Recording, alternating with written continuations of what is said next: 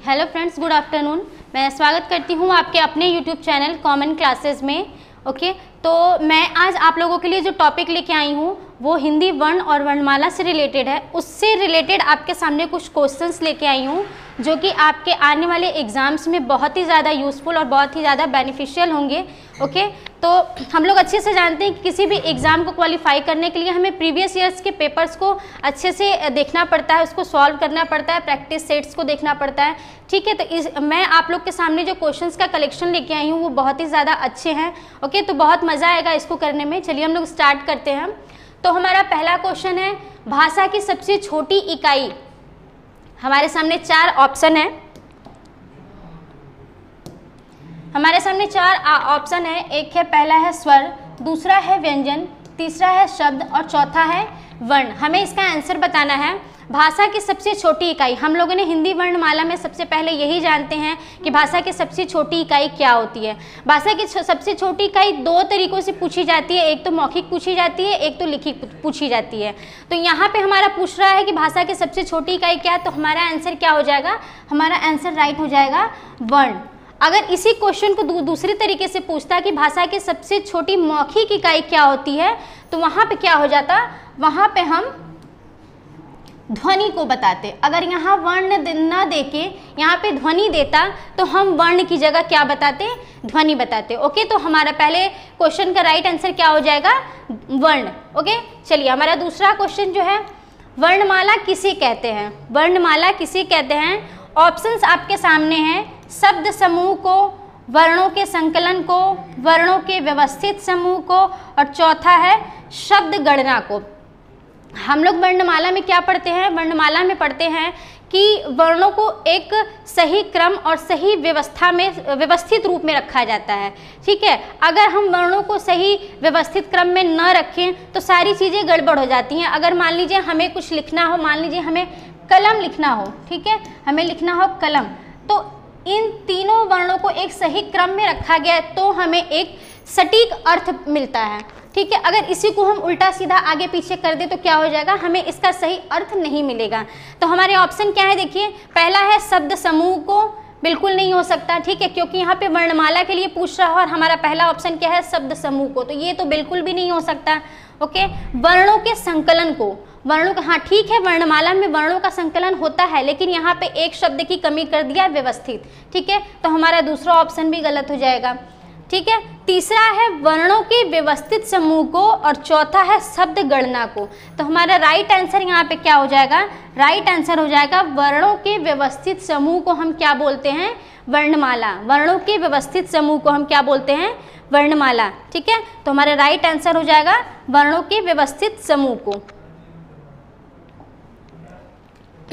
चलिए next question से हमारा अघोष वर्ण कौन सा है? नेक्स्ट क्वेश्चन है हमारा, ध्यान से देखिएगा आप लोग, बहुत अच्छे क्वेश्चंस हैं। तीसरा क्वेश्चन है, अघोष वर्ण कौन सा है? अक्सर एग्जाम्स में ये क्वेश्चन पूछे जाते हैं, बहुत बार पूछे गए हैं, आगे वाले एग्जामों में भी ये क्वेश्चन पूछे जाते हैं। हमारा ऑप्शन क्या है?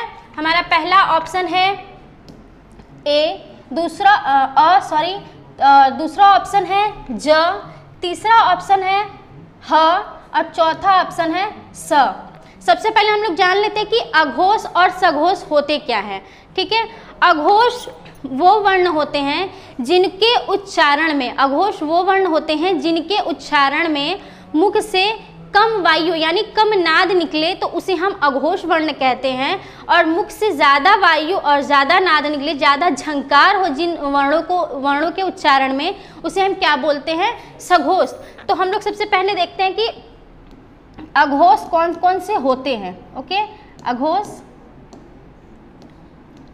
जैसा कि हम जानते हैं कि वर्ण का पहला और दूसरा वर्ण, अघोष वर्ण कौन कौन से होते हैं? वर्णों का पहला या दूसरा वर्ण अघोष होता है, और सघोष क्या होता है?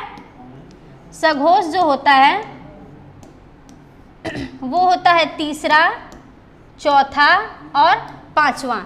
ठीक है, अब ये चीज़ें आपके सामने हैं कि अघोष पहला और दूसरा वर्ण है, सघोष तीसरा और चौथा पांचवा वर्ण है। ठीक है, तो चलिए हम लोग देखते हैं।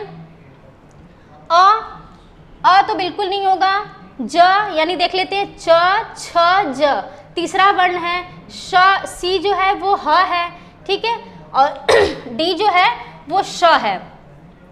तो क्या हो जाएगा यहाँ पे जो देखिए हम लोगों ने जो देखा कि अघोष पहला और दूसरा, इसमें से हमें कुछ भी नहीं मिल रहा है, ठीक है, सघोष तीसरा, चौथा और पांचवा, ठीक है। तो ये अगर ये च, छ, ज, ये ज जो है तीसरा है, ये नहीं हो सकता, ठीक है। उसके बाद से ह जो होता है वो सघोष में आता है, ये भी बिल्कुल नहीं हो सकता, यहाँ पे अघोष पूछा गया है। तो हमारा राइट आंसर क्या हो जाएगा, हमारा राइट आंसर हो जाएगा डी, यानी श जो है वो अघोष व्यंजन में आता है, ठीक है।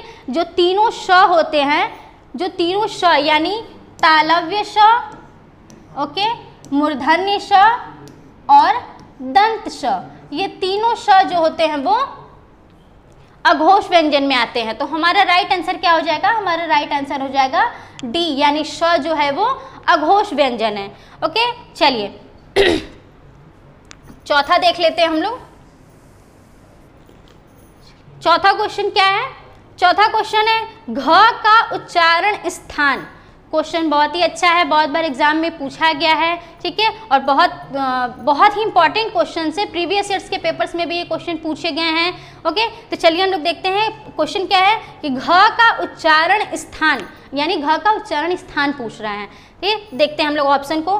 पहला ऑप्शन है मूर्धा, दूसरा ऑप्शन है कंठ, तीसरा ऑप्शन है तालु और चौथा है दंत। सॉरी, चलिए मैं थोड़ा सा आपको इसका डिटेल बता देती हूँ, थोड़ा सा डिस्क्राइब कर देती हूँ। वर्णों का जो उच्चारण स्थान होता है, वर्णों का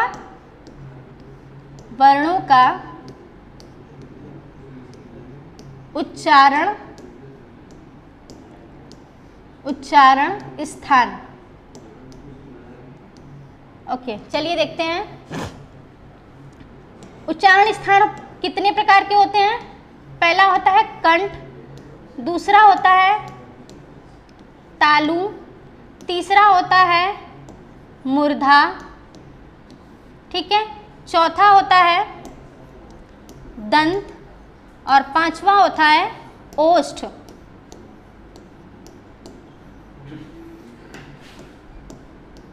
यानी इन 5 स्थानों से हम वर्णों का उच्चारण करते हैं, ठीक है।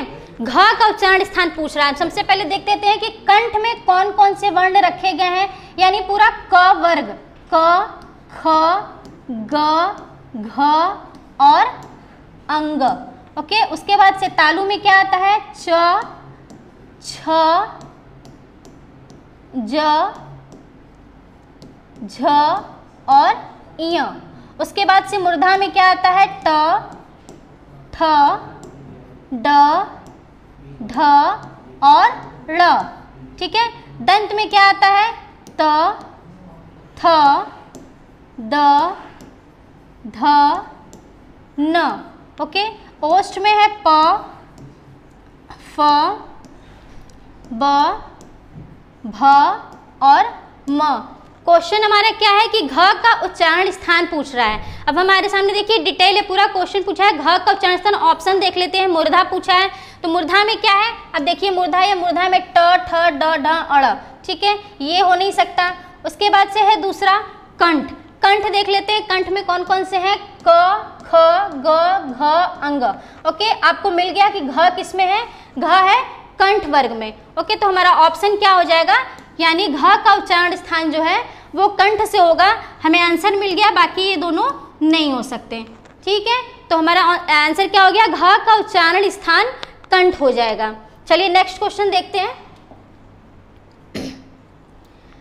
5वां क्वेश्चन है हिंदी वर्णमाला में अयोगवाह वर्ण कौन से होते हैं। 5वां क्वेश्चन है हिंदी वर्णमाला में अयोगवाह वर्ण कौन से होते हैं। बहुत ही अच्छा क्वेश्चन है, कई बार रिपीटेड क्वेश्चन है। ओके, तो देखते हैं, ऑप्शन देखते हैं। पहला ऑप्शन है अ, आ, दूसरा ऑप्शन है छोटी ई और बड़ी ई। उसके बाद से तीसरा ऑप्शन है छोटा ऊ और बड़ा ऊ, और चौथा ऑप्शन है अंग और अह।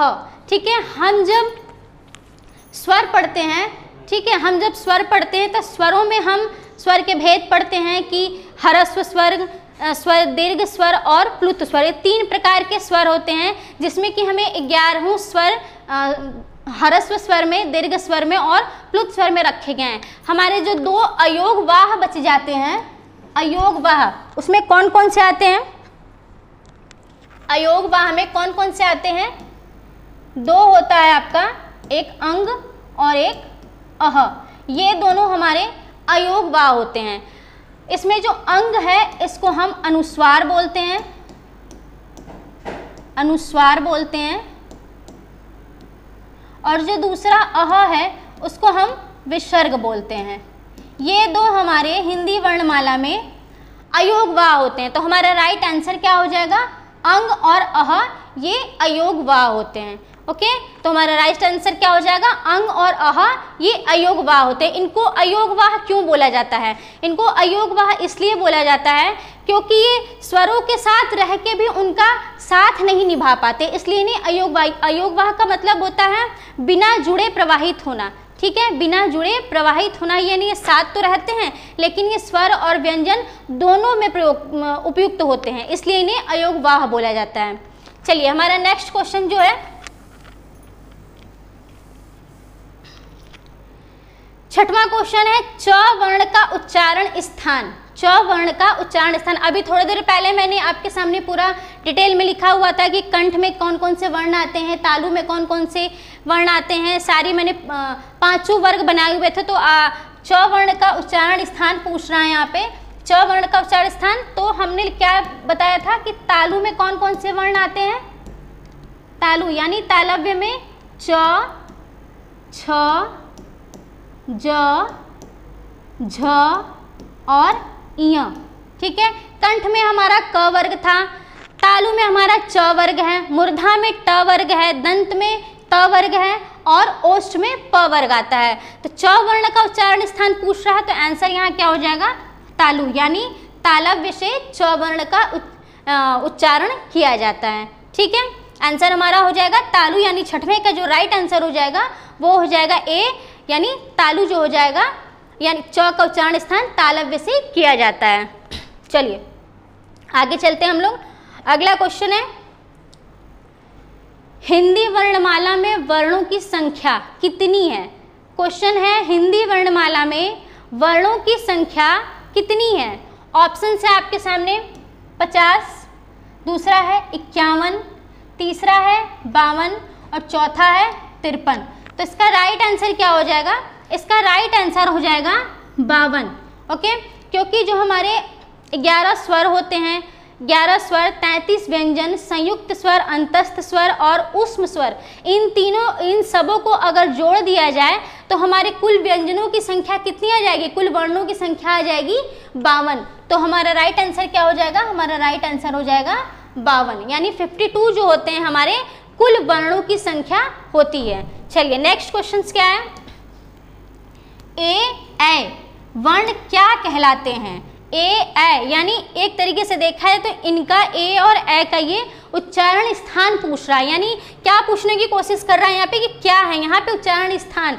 ठीक है, नासिक्य में कौन कौन से आते हैं? नासिक्य हम जानते हैं कि जिन वर्णों का उच्चारण नाक से किया जाता है, तो नासिक्य व्यंजन कौन कौन से होते हैं? नासिक्य व्यंजन यानी जो पंचमाक्षर हमारे होते हैं, जो पंचमाक्षर होते हैं,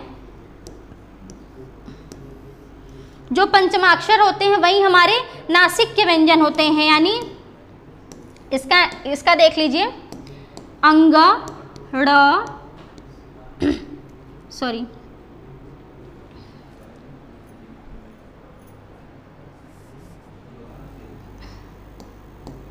अंग, य, ड़, न और म, ये जो 5 होते हैं ये हमारे नासिक्य व्यंजन होते हैं, यानी पंचमाक्षर, इन्हीं को पंचमाक्षर भी बोल सकते हैं और इन्हीं को हम नासिक्य यानी जिनका उच्चारण नाक से किया जाए।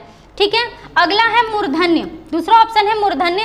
पूछ क्या रहा है? ए और ए के बारे में। तो मूर्धन्य व्यंजन कौन से होते हैं? मूर्धन्य जो होता है वो त होता है, ठ होता है, ड होता है, ढ होता है और ड़ होता है। ये हमारे मूर्धन्य व्यंजन होते हैं।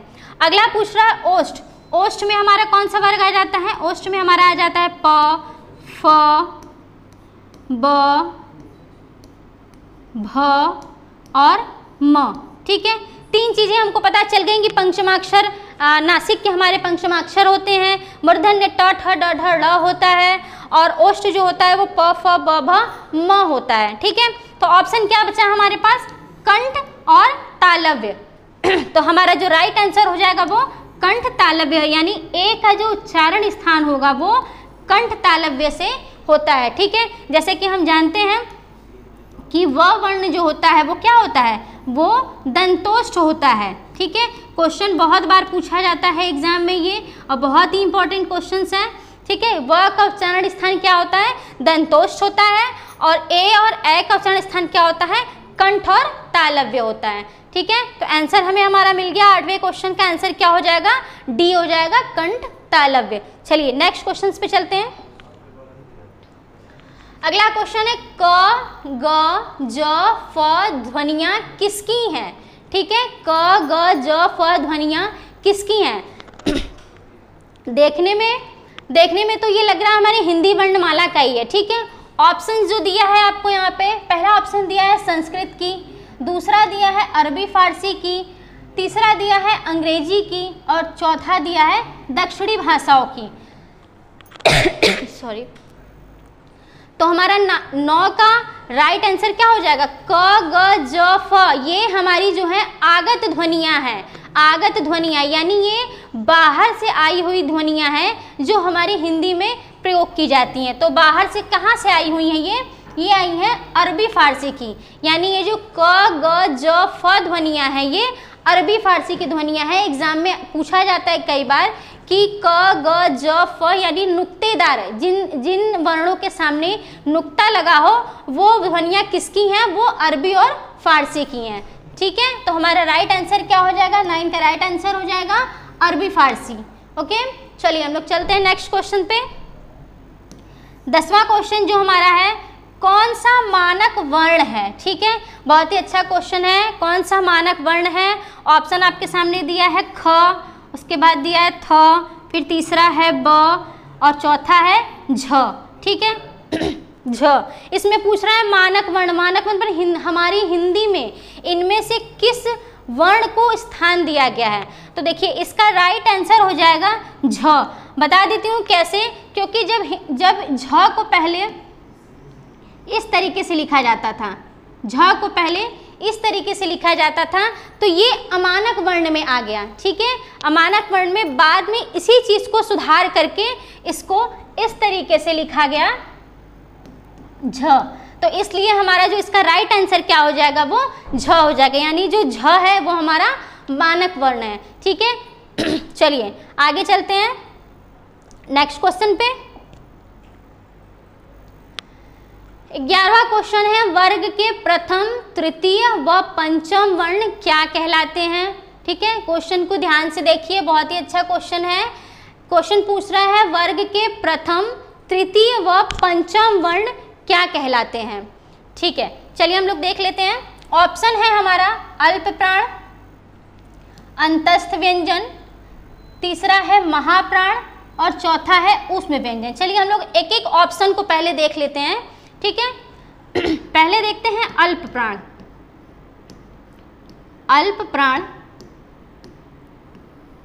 अल्प प्राण में कौन कौन से वर्ण आते हैं, वर्ण का पहला, तीसरा और पांचवा। महाप्राण में कौन कौन से आते हैं, महाप्राण में आता है वर्ण का दूसरा और चौथा।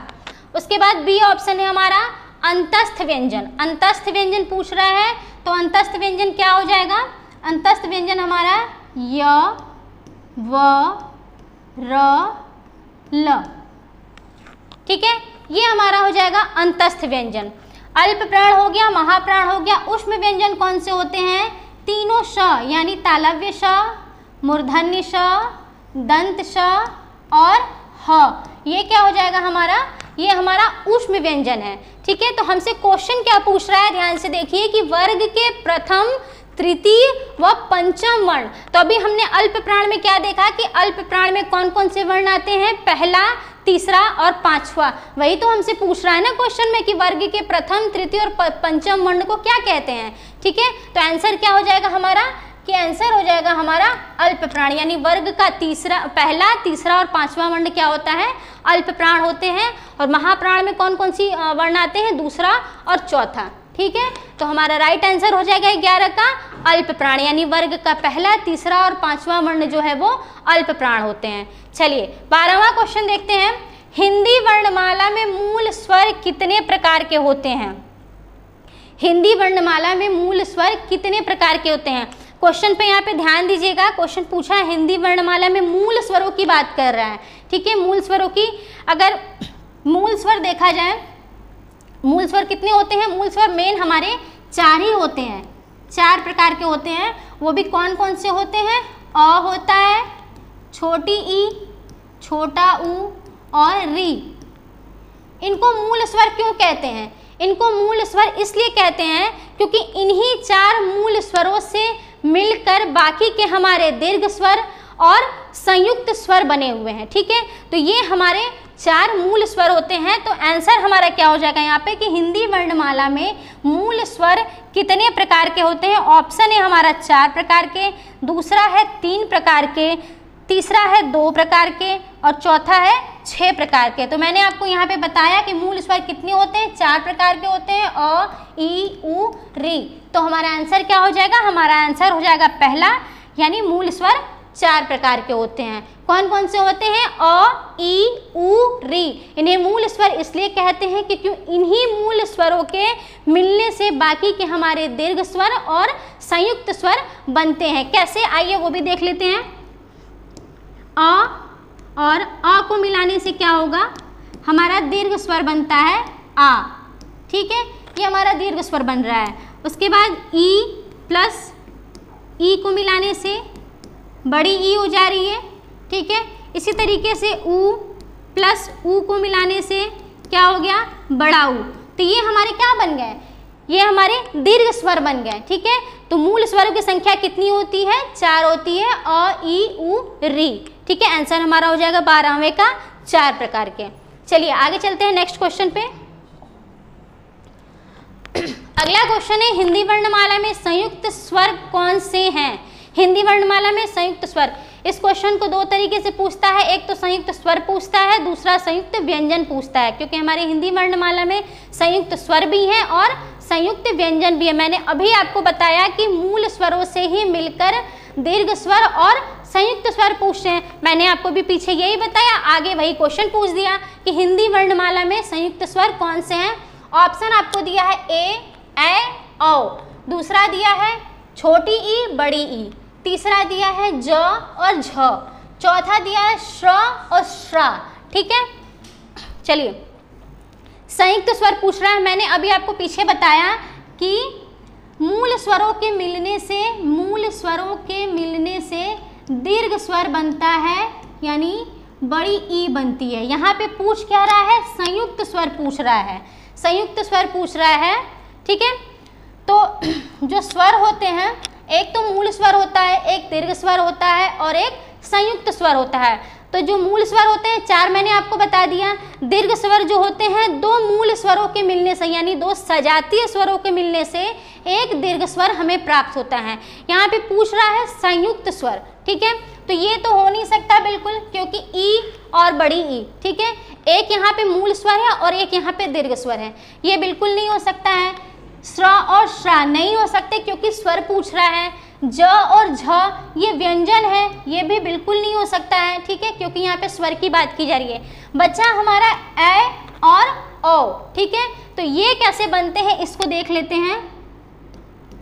अ और ई के मिलने से ए बना।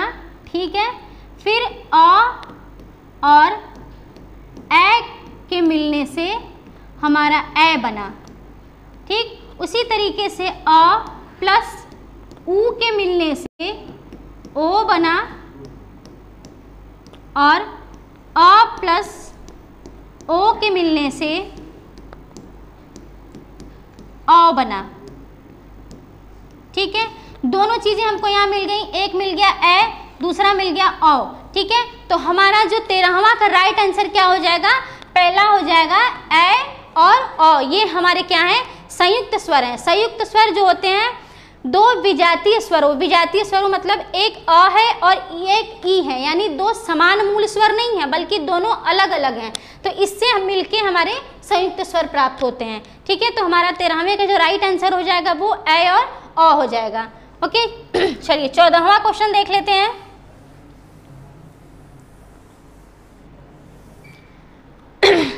चौदहवां क्वेश्चन है, जिन शब्दों के अंत में अ आता है उन्हें हम क्या कहते हैं। बहुत ही आसान सा क्वेश्चन है, जिन शब्दों के अंत में अ आता है उन्हें हम क्या बोलते हैं।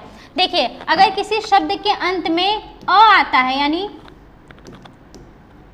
कमल, हम जानते हैं कि हर एक व्यंजन में एक स्वर मिला होता है। ठीक है, तो लास्ट में हमारा ल है तो यानी इसमें एक अ मिला हुआ है, तो ऐसे स्वर को हम, ऐसे शब्द को हम क्या बोलते हैं, अ बोलते हैं। अगर किसी शब्द के अंत में अ आता है तो उसे हम क्या बोलते हैं, अकारांत, उसे हम बोलते हैं अकारांत। अगर किसी शब्द के अंत में आ आता है उसे हम बोलते हैं आकारांत, उसे हम बोलते हैं आकारांत।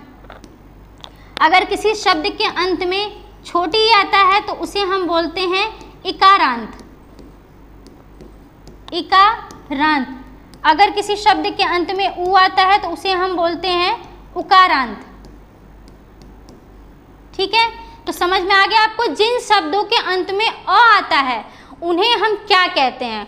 तो देख लीजिए, जिन शब्दों के अंत में अ आता है उन्हें हम अकारांत कहते हैं। ठीक है, जिन शब्दों के अंत में आ आएगा उन्हें हम आकारांत बोलेंगे, जिन शब्दों के अंत में उ आएगा उन्हें हम उकारांत बोलेंगे, और जिन शब्दों के अंत में री आएगा उसे हम रिकारांत बोलेंगे। तो हमारा 14वें का आंसर क्या हो जाएगा, 14 का आंसर हो जाएगा हमारा ए, यानी जिस शब्द के अंत में अ आता है उसे हम अकारांत बोलते हैं। ठीक है, चलिए आगे चलते हैं।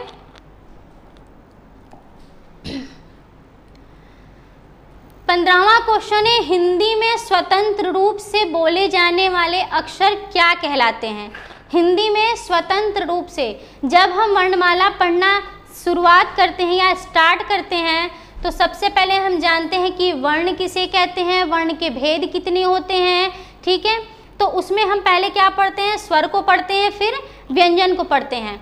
वर्ण के कितने भेद होते हैं, वर्ण के 2 भेद होते हैं।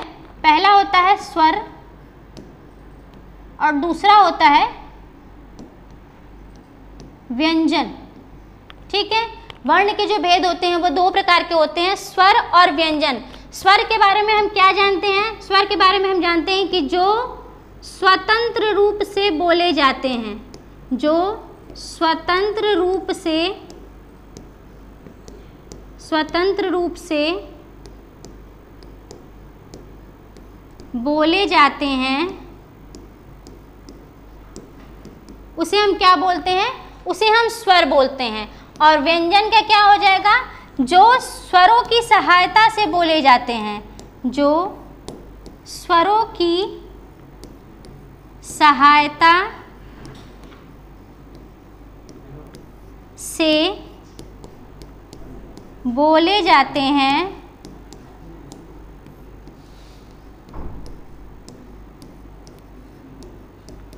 उन्हें हम क्या बोलते हैं, व्यंजन बोलते हैं। ठीक है, क्वेश्चन में पूछ रहा है कि हिंदी में स्वतंत्र रूप से बोले जाने वाले अक्षर क्या कहलाते हैं। ठीक है, तो हमने देखा वर्ण के 2 भेद होते हैं, एक होता है स्वर, दूसरा होता है व्यंजन। एक होता है स्वर और दूसरा होता है व्यंजन। स्वर का उच्चारण जो स्वतंत्र रूप से बोले जाते हैं, जो स्वतंत्र रूप से बोले जाते हैं उन्हें हम स्वर बोलते हैं, और जो स्वरों की सहायता से बोले जाते हैं उन्हें हम व्यंजन बोलते हैं। ओके, तो क्वेश्चन पूछ रहा है कि हिंदी में स्वतंत्र रूप से बोले जाने वाले अक्षर क्या कहलाते हैं। ऑप्शन देख लीजिए, संयुक्त अक्षर कहलाते हैं, स्वतंत्र ध्वनि कहलाती है, स्वर कहलाते हैं या व्यंजन कहलाते हैं। तो हमारा आंसर क्या हो जाएगा, जो स्वतंत्र रूप से बोले जाते हैं वो स्वर कहलाते हैं। हिंदी में स्वतंत्र रूप से बोले जाने वाले अक्षर क्या कहलाते हैं, स्वर कहलाते हैं। ठीक है, चलिए 16वां क्वेश्चन है हमारा, जिन शब्दों के अंत में उ आता है उन्हें हम क्या कहते हैं। अभी मैंने आपको पीछे बताया सारी चीज़ें कि जिन शब्दों के अंत में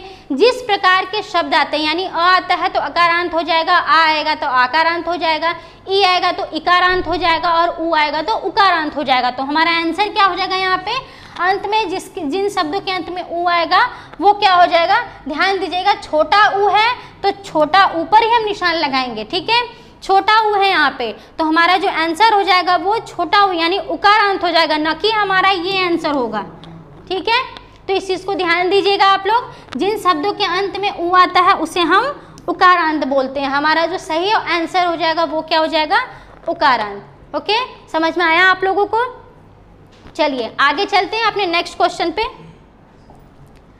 अगला क्वेश्चन है हमारा, वर्ण किसे कहते हैं। बहुत ही अच्छा सा क्वेश्चन है, बहुत ही इजी क्वेश्चन है, ठीक है, कई बार एग्जामों में रिपीटेड क्वेश्चन है ये, ठीक है। चलिए देखते हैं, वर्ण किसे कहते हैं। अखंडित ध्वनि को, शब्दों के समूह को और शब्द को। थोड़ा सा कंफ्यूजन करने वाला ये क्वेश्चन है, वर्ण किसे कहते हैं, ठीक है। वर्ण का डेफिनेशन जाते हैं कि वह मूल ध्वनि जिसके टुकड़े ना किए जा सकें, वह मूल ध्वनि जिसको हम खंडित न कर सकें, ठीक है। तो देखिए ऑप्शन दिया हुआ है हमारा, अखंडित ध्वनि को, शब्दों के समूह को, शब्द को, ये तीसरा और चौथा ऑप्शन बिल्कुल नहीं होगा।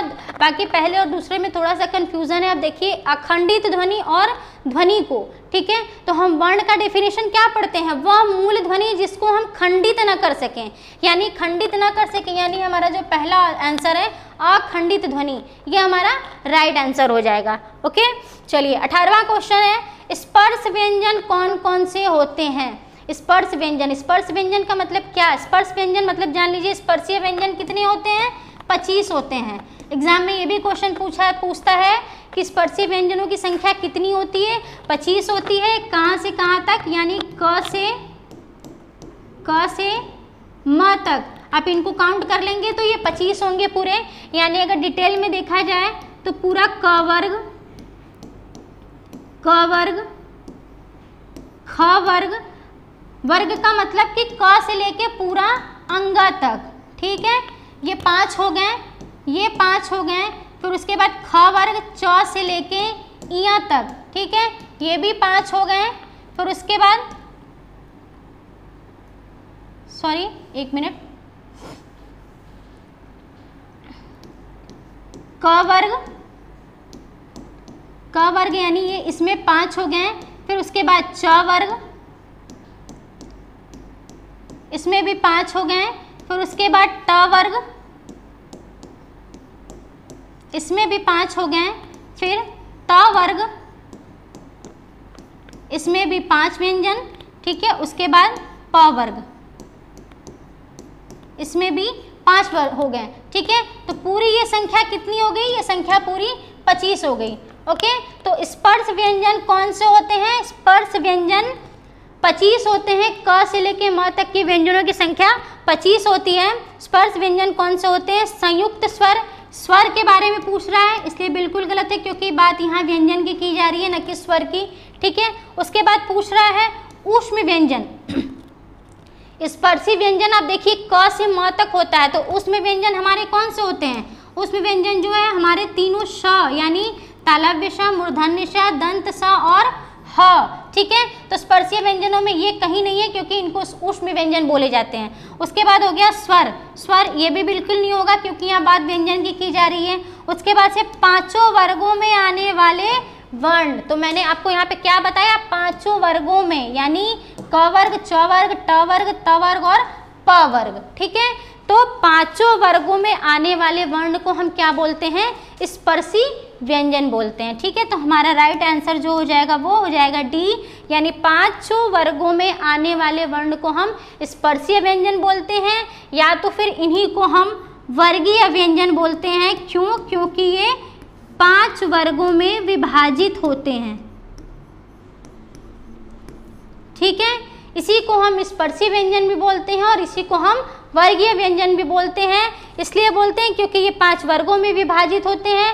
और स्पर्शी व्यंजन इन्हें क्यों बोलते हैं, क्योंकि इनका उच्चारण स्थान करते समय हमारे मुख में जो कंठ, तालु, मूर्धा, दंत और ओष्ठ, इन 5 को ये व्यंजन कहीं न कहीं टच करते हुए या हवा कहीं न कहीं छूते हुए बाहर निकलती है, इसलिए हम इन्हें स्पर्शी व्यंजन कहते हैं, ठीक है। समझ में आया आप लोगों को। चलिए आगे चलते हैं अपने नेक्स्ट क्वेश्चन पे। हिंदी वर्णमाला में कितने स्वर होते हैं। ये क्वेश्चन कई बार पूछा गया है एग्जाम में और बहुत ही अच्छा सा क्वेश्चन है ये, ठीक है। हिंदी वर्णमाला में कितने स्वर होते हैं, ठीक है। देखिए 12 नहीं होते हैं, 14 नहीं होते हैं, हम लोग जानते हैं अच्छे से कि नहीं होते हैं इतने, ठीक है। 13 और 11 में थोड़ा सा कंफ्यूजन होता है, ठीक है। चलिए हम लोग देख लेते हैं स्वर, पहले देख लेते हैं अ, आ, ई, उ, री, ए, ओ, औ। उसके बाद अंग और अह, ठीक है। ये हमारे टोटल स्वर होते हैं।